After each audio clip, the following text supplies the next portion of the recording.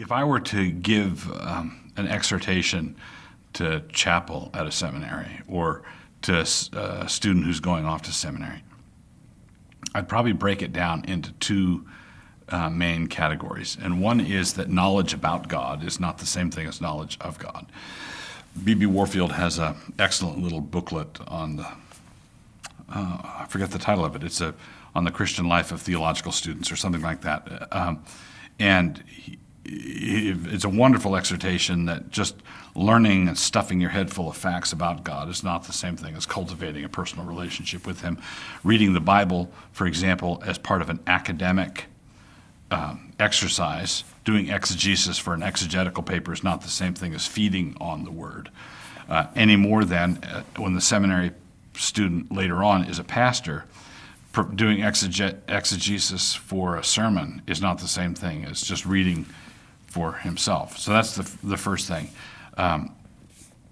Jesus says in John, you search the scriptures because you think that in them you have eternal life, and it is they that bear witness to me. So scriptures are a window that you're to look through, not a mural that you're supposed to stare at.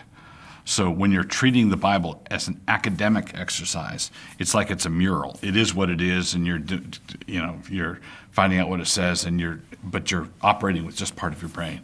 When you're looking through it as if it's a window, you're looking through it to the God on the other side. So it's communication between you and God. That's the first thing.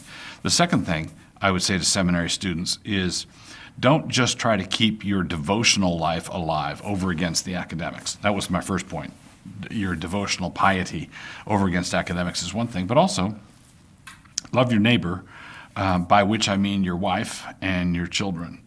So seminary students have no business neglecting their family to prepare for the ministry when their family is one of their principal qualifications for being in the ministry at all. Paul tells elders and ministers that they must manage their households well, which is a qualification. I'm not against seminary, not against getting an MDiv. I think it's a good thing considering, but it's not a required thing in 1 Timothy 3. Having your family intact is required. So don't sacrifice a biblical qualification for a less biblical qualification.